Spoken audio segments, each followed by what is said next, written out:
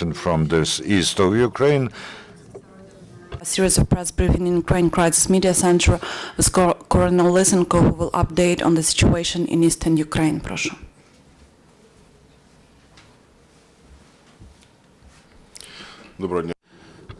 Good afternoon, dear colleagues. The situation in the anti-terrorist operation zone remains complicated.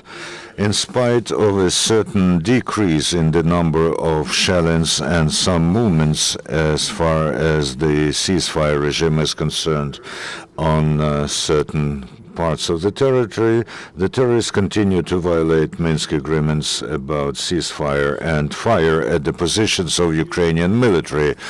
The most complicated for over several days is the situation in Donetsk direction, where terrorists have again tried to storm the airport in spite of the active attempts of terrorists and Russian military to seize the airport.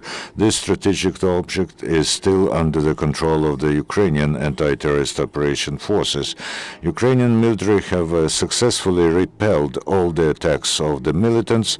The enemy sustained heavy losses and was forced to withdraw their groupings to renew their combat capability. Over the last 24 hours, the terrorists have 7 times shelled our positions from multiple rocket launchers Grad next to the village of Tonenka, and 4 times our strongholds next to Pisky and Opetne. From artillery, they have more than once shelled our positions next to the town of Avdiivka and village of Slavne. From artillery and tanks, they also shelled our stronghold next to Berezove village. On Luhansk direction, next to the settlement Stanitsa Luhanska, from mortars, grenade launchers, and small firearms, they have 3 times fired at the positions of the armed forces of Ukraine. Next to the village of Verkhnya Vilkhova, our positions were shelled by militants from Grad rocket launchers. In artillery, they also from artillery and mortars, they have shelled our positions next to Makarova. In the Baltsevsky direction, the positions of the anti-terrorist operation zone were fired upon from grenade launchers and small firearms next to the villages Nikishin and Chernukhinka. The enemy sharpshooters are working in the vicinity of the city of Debaltsevo. In a suburb of Gorlivka, from artillery and small firearms, they have fired at the block post next to the village of Mayorske. In Mariupol direction, from artillery, they have shelled the stronghold of the anti-terrorist operations forces next to the village of Bogdanivka and the National Guard's positions next to Telakivka. Yesterday, the violation of the airspace of Ukraine in Sumy region was detected. At 11:20 a.m., our bodyguards have detected helicopter Mi-8 with the symbols of the Customs Service of Russian Federation, which penetrated the territory of Ukraine for several meters, 100 meters, and then flew back. Over the last 24 hours, 2 Ukrainian heroes died and 5 got wounded. At the moment, the measures are being taken aimed at the actionable mechanism that will help to stop armed juxtaposition. This is being taken care for, in particular, by the Joint Center for Control and Coordination of the issues of ceasefire and the stabilization of the delineation border between the sides, and representatives of the armed forces of Ukraine and Russian Federation are taking part in it with the active participation of OSCE experts. This work is rather delicate. We will keep you informed about its results. And also our colleagues from the Ministry of Defense will provide detailed information. Yesterday, the first batch of the tanks T-64 were handed over to the Ministry of Defense from the state enterprise Kharkiv armored vehicles plant that is part of the state company Ukroboronprom Gazprom. The machines, the vehicles underwent the current and restoration repairs and maintenance and is ready to be used for tasks in the anti-terrorist operation in the east of Ukraine.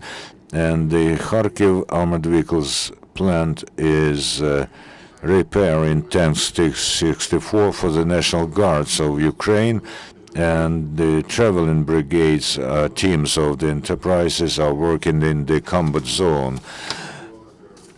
During a successful combat special operation, the counterintelligence group of the security service of Ukraine have liquidated the dangerous subversion group that was part of the illegal militant formation SWAT and were preparing a terrorist attack against Mariupol.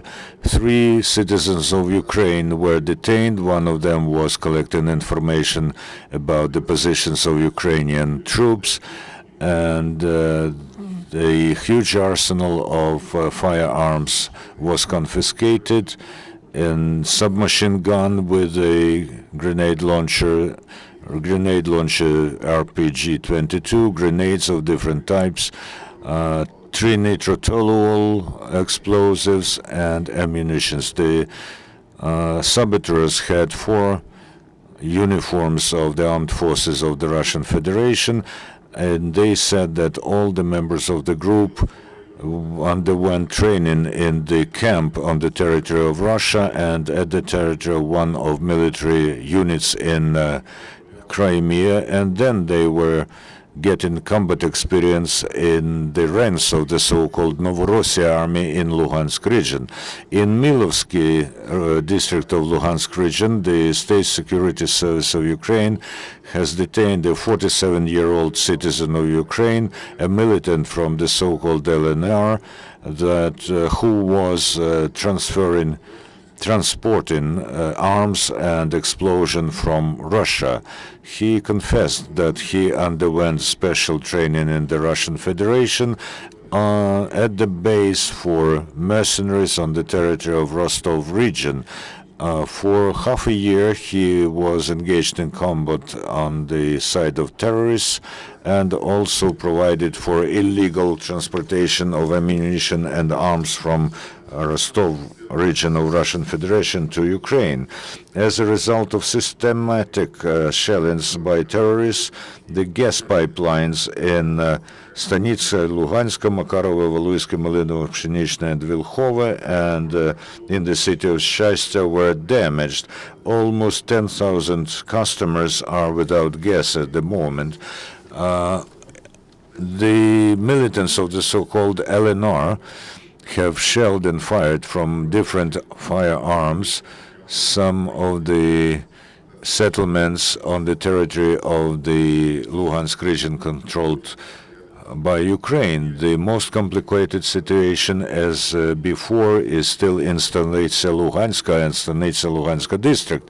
Yesterday night and early in the morning, the militants have shelled the district center and the village of Valuiske from multiple rocket batteries Grad, and 5 houses were damaged in Valuiske. At the moment, there's no central delivery of gas in a number of villages where almost 10,000 civil people, peaceful residents live. After yesterday and the day before yesterday shellings, the repair teams have completely restored all the deliveries of electricity, heat, gas, and water in the city of Shastya. The State Secretary of the U.S., John Kerry, has remarked that the economic sanctions have damaged the economy of Russia. He emphasized that Russia could have avoided further sanctions if it stopped to support terrorists in Donbass.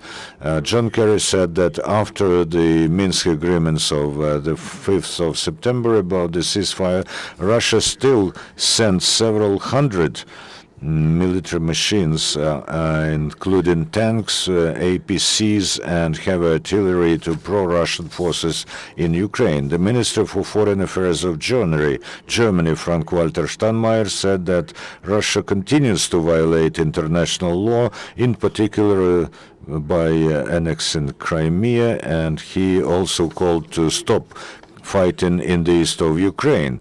The Minister of Foreign Affairs of Lithuania, Lysenko, calls upon the West to support Ukraine, in particular in military aspect. We are obliged to support the Ukrainian authorities in all the plans, economic, financial, and political, and also in military, helping the armed forces.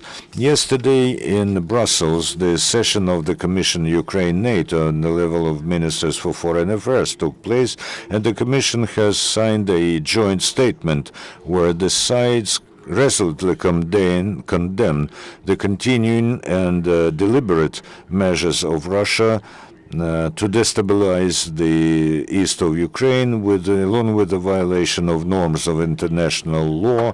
In particular, Russia continues to deliver tanks, anti-aircraft systems, and other heavy weapons to the terrorists, and also they continue military action, combat actions in violation of the agreements achieved in Minsk in September.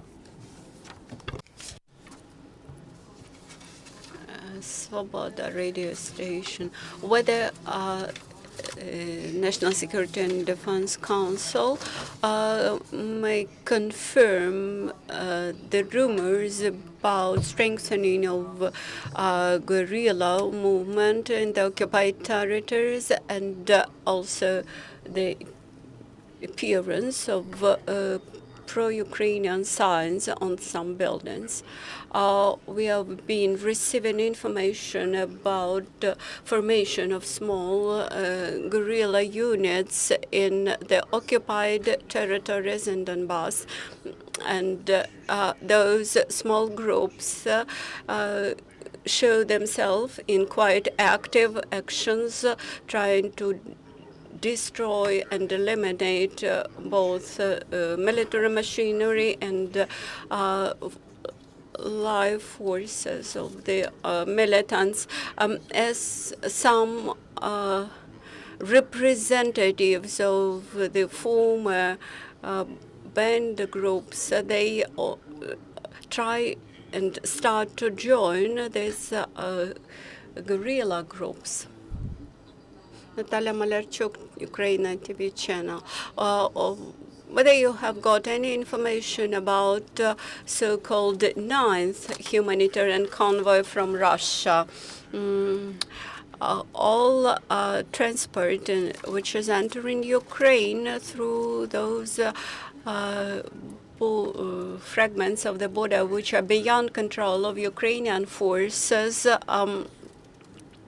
they are actually beyond our control, and even when they cross those checkpoints where we have our border guard patrols and customs officers, but we also have the Russian customs officers which prevent our officers from checking the cargo. We cannot check this cargo. Thank you very much. The next press briefing of National Security and Defense Council will be tomorrow.